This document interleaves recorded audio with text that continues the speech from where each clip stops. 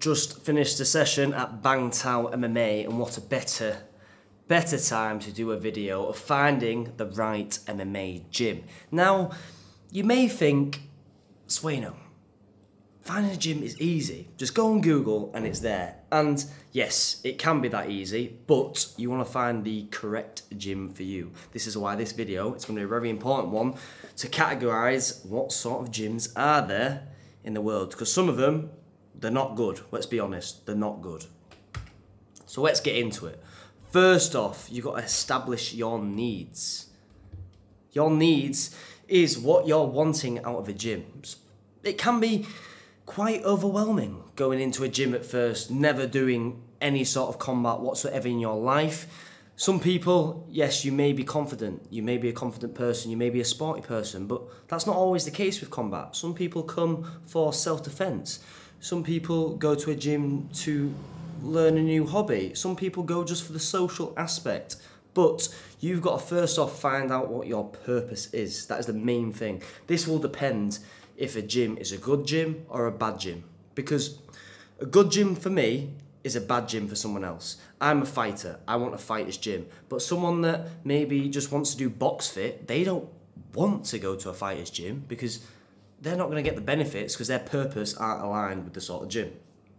Next off, you've got to find out what is your preferred training environment. Now, this can go as one-to-ones, it can go into groups. Do you like learning a little bit online? Do you like learning as homework? And yes, I said homework. In this top level, if you want to be a fighter, homework is there if you want to excel. Not everyone does it, you don't have to do it, but it's just that extra little 1% if you want to learn new techniques and other things that you might not see in the gym. But that's the first point. Before you go to a gym, no matter what, there's two things: purpose and your preferred training environment. If you get a little bit anxious, maybe at first, that's why the one-to-one environment will be better than a massive group setting, because like I said, it can be very overwhelming. So let's move on to what sort of gyms are there.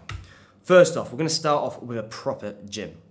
Now, this is a gym that actually teaches you. It teaches you technique. And if you are there for getting taught, this may be a gym for you. It's a facility that's not going to be super fancy, and it's probably not going to be brand new. It can be, but not always the case. And in this gym, you're going to find a few fighters, you're going to find a few people that do it for a hobby, and you're going to find a few people that are brand spanking new.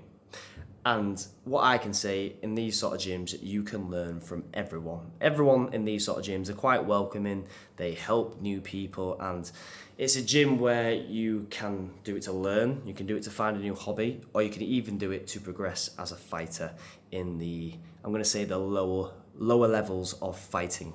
And I've spelt that wrong. Meant to say recommended, but it's recommended to most. That's what I'd say. If you're looking to most people, I'd say you want to look for these sort of gyms. Next off, a bad gym. Now, these are going to look a little bit similar in the facility terms, but there's one thing that is different, and that coach is a bluff. He's naff. He's absolutely crap. And the reason he is crap is because he only helps his fighters, and he will not give you the time of day. No time of day. Have you ever been to a gym, because I know I have, where you just get told, warm up, and then go in the bag? Am I right? Am I wrong? Because that was the first gym I ever went to. I didn't know any of this. I went to the gym, and he was like, shadow box. I never shadow boxed in my life. And they're like, looking around. I'm looking at a 7-year-old. I was 15 at the time. I'm looking at a 7-year-old to copy because he didn't show me anything. So I'm looking at a 7-year-old and trying to copy him. A 7-year-old! I'm 15 years of age. So it's not really the most helpful. And then all he did, put me on the bag. I went on the bag for 45 minutes. Yes, you can get a decent workout, smacking it with all your power, but you're not going to learn anything. You're not going to... For me, they're not good gyms. Fighters are usually naff, and I'll be totally honest, these people just want your money. If someone just puts you on the bag and don't speak to you, all they're looking for is a little bit of paycheck. And by the way, that white stuff is chalk. I've just been doing my calisthenics, so I haven't had a shower yet. So please excuse that. But another example of this gym is they put you into spar and you're not even ready. And the problem with this is that when they put you into spar and you're not ready, and you get hit with that shot, or a shot that may hurt you, it's then going to put you off for life, because you've gone in, first time, they put you in a spar, you don't feel ready, you get clipped with a shot, and then you're thinking, that's the reason I don't go to that gym. Or that's the reason I've never gone to a gym in my life before. It's because I'm scared of that getting hit and getting hurt. And these sort of gyms are what can put people off learning combat sport. And I hate them.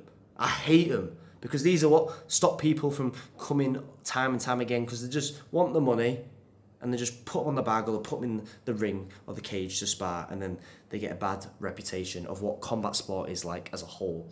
And my personal opinion is, if you're new and you want to learn, avoid these at all costs. I'm going to say that again. If you're new or you want to learn, avoid these at all costs. Period. Full stop. Let's move on. Now, don't get me started on these ones. The bluff gyms. And you'll get communities that will totally disagree with what I'm going to say. But this is the rule of thumb. Okay, listen closely to this one. Any gym that has self-defense in the name equals, I should have put this in capital letters, fuck them off. So let's say this bit again, because it's very important, very important. Any gym that has self-defense in the name equals fuck them off. I should have put full stop, explanation mark, all that shabam, because nah.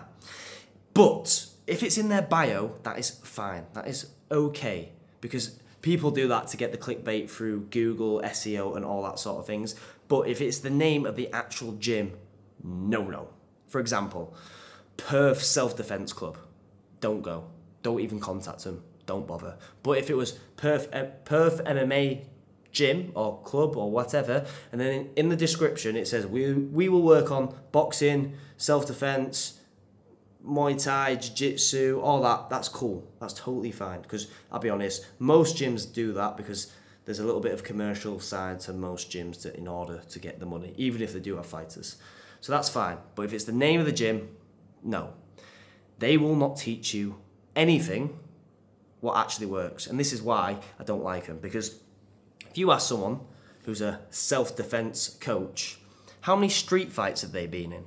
And yes, it's not about street fights, but just ask the question, or how many fights have they actually been in? Because if they've actually been in fights, if it's boxing fights, Muay Thai fights, MMA fights, they're probably going to be teaching those disciplines. They're not going to be teaching self-defense or Krav Maga or whatever you call it, because it's a load of bullshit.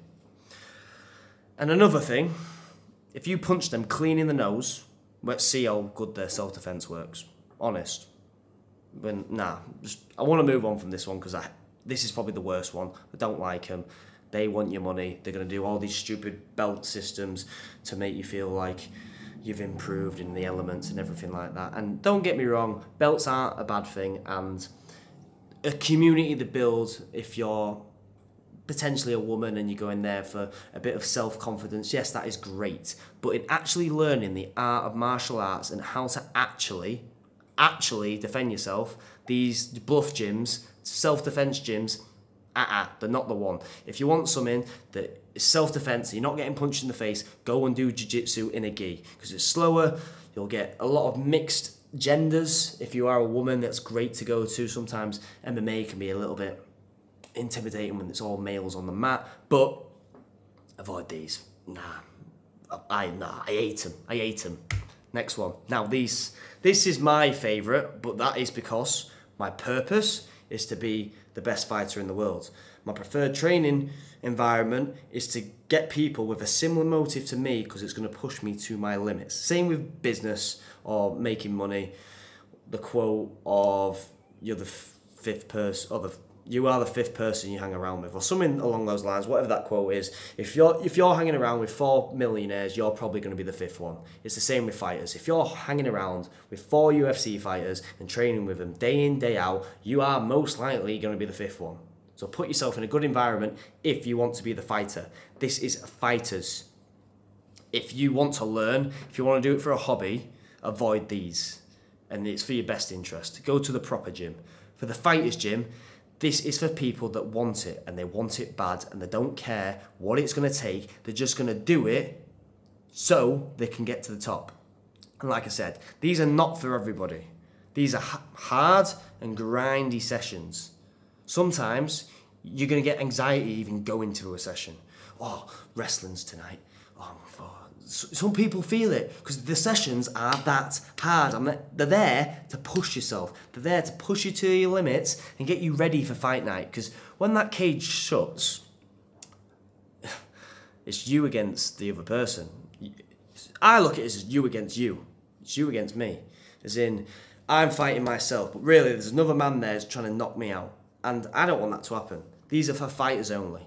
And fighters gyms, I don't recommend for people at the start, because at the start you need to learn, you need to have it at a slower pace, because if you train like this day in, day out, it's going to be deteriorating on your body. For example, how I periodise my training: in the morning I'm at a fighter's gym, grinding, people around me, that environment. The evening, it's a bit more personalised. The slower sessions, yes, I might be in the fighter's gym, but I'm not in that fighter's environment because I'll be maybe just doing a one-to-one with somewhere else or here and there. But this is why the first couple amateur fights should be in the proper gym, and then once you feel comfortable and you know this is really what you want to do, this is where you switch to the fighter's gym, because once you go there, there's no turning back. And I tell you, you see this in this picture here, that is an example of a fighter's gym. It was COVID. There was probably 10 fighters on the mat at the time. Majority of them were Brazilian, except for myself. And we would do 2 hours, grindy sessions. They're up there with some of the hardest sessions I've ever done. The coach just literally tried to absolutely knack you out. It's not always a good thing, but a fighter's gym, they're going to look ugly. They're not going to look spanky. Now you're going to look more commercial, but if you look deep down into it, the best fighting gyms are the ones you probably never heard of, if I'm totally honest, because that is where the grind happens. You can't advertise that. You can't advertise that sort of environment, because I'll be totally honest, it doesn't sell as much as the proper gym. This is what sells well. There's fighters in there, you can learn, you can progress as a fighter. And as there's more fighters and gets more and more fighters, it's going to look more like a fighter's gym. But a fighter's gym has none of that. It's not there for commercial purposes. It's there for the sole purpose of fighting only. And I'll be totally honest, it's quite rare nowadays. It's rare to get these sort of gyms, and it's just one of them that's slowly going out of, for the UK, and I'd say the world even, that just because it's going into more of a commercial side, just for the fact that MMA is getting so popular. But they are my sorts of MMA gyms. These are the type of MMA gyms you are going to see. Now I'm going to do a video of how to actually find these gyms as well, but this one's just going through the types of gym. Think, what sort of gym is yours? Let's go through mine, for example. Now, proper gym. I'm probably going to say Bangtao MMA is one of these, because it's not a fighter's gym, because it's spanky facilities and there's a lot of people doing it for a hobby and everything like that. I'd say my first gym was going on to a proper gym, but then it lacked fighters, so I then looked for more of a fighter's gym that they're doing fight style training. And you just got to work out, is your purpose and your training environment in sync with the gym you're at? So when my purpose and my training environment aren't in sync with the gym, I've got to do something about it. I could stay there, but for my benefit and my benefit alone, I've got to move in order to get my purpose and my training environments linked, like I said here, preferred training environments linked to my goals. And that is how you stay in the right gym for you. But that is today's video. If you got this far, we're in a good, 14, 15 minutes in, make sure you got that subscribe button in, because let me tell you guys a little secret. It is now 8:30 in Thailand, 8:30 at night, and I'll be totally honest with you. Totally honest. I can't be bothered tonight to do this video. I'm absolutely knackered. I want to go and get food. I've been at beach doing a little bit of work. I've probably done 6 hours work on my course that's coming out, and I've trained twice. And I'm absolutely knackered. I just want to go and get food. I'm starving. But the thing is, I made a pact to myself that I will get 1 video out a day for, I've even said, for the rest of the year. I started with 5 months, then I went to 6, and I thought, nah, screw that, I'm off to the year. And what this has shown is the dedication and determination I've got. And this goes into everything in life, and it follows suit. This is why in MMA I'm so dedicated, and anything else that I do, it follows suit. And this is exactly what happens here. So this is another little lesson for you lot to take. Is if you set something out to do, make sure you got the determination and the dedication to stick with it. Because like I said, I don't know if I've done a video on it so far, but I've definitely done a LinkedIn post. Motivation comes and goes. Discipline is what keeps you doing exactly what you said you were doing. All those emotions left. And that is today's video, guys. I will see you in the next one. And we're going to do that one at lunchtime, because it's a bad mistake trying to do this at 8:30, 9 o'clock, because now I've got an hour of editing too. But that is a lesson learned. Always film at lunchtime. Note to self. But I'll see you tomorrow. Bish, bash, bosh, pow! Not gonna lie, that was a sick video today.